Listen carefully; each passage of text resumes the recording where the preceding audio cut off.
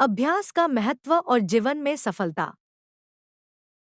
प्राचीन समय में विद्यार्थी गुरुकुल में रहकर ही पढ़ा करते थे। बच्चे को शिक्षा ग्रहण करने के लिए गुरुकुल में भेजा जाता था।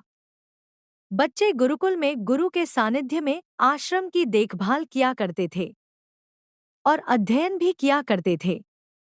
वरदराज को भी सभी की तरह गुरुकुल भेज दिया गया।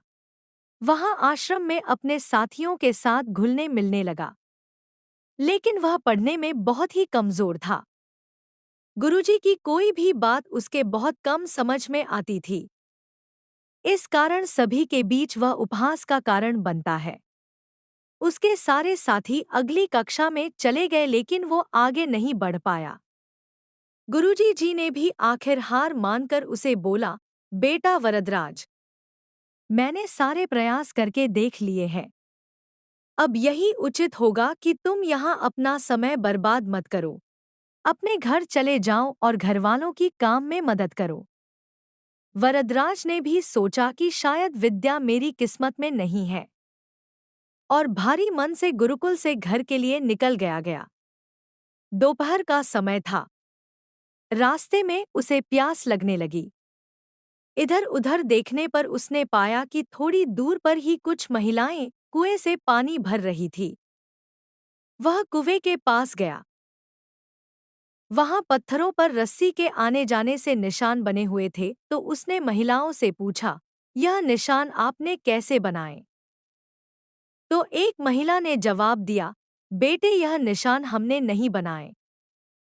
यह तो पानी खींचते समय इस कोमल रस्सी के बार बार आने जाने से ठोस पत्थर पर भी ऐसे निशान बन गए हैं। वरदराज सोच में पड़ गया। उसने विचार किया कि जब एक कोमल से रस्सी के बार बार आने जाने से एक ठोस पत्थर पर गहरे निशान बन सकते हैं, तो निरंतर अभ्यास से मैं विद्या ग्रहण क्यों नहीं कर सकता। वरदराज ढेर सारे उत्साह के साथ वापस गुरुकुल आया और अथक कड़ी मेहनत की। गुरुजी ने भी खुश होकर भरपूर सहयोग किया।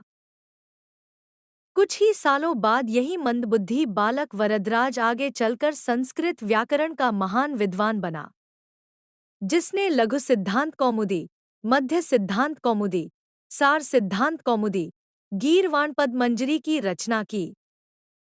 अभ्यास की शक्ति का तो कहना ही क्या है। यह आपके हर सपने को पूरा करेगी। अभ्यास बहुत जरूरी है, चाहे वो खेल में हो या पढ़ाई में या किसी और चीज में।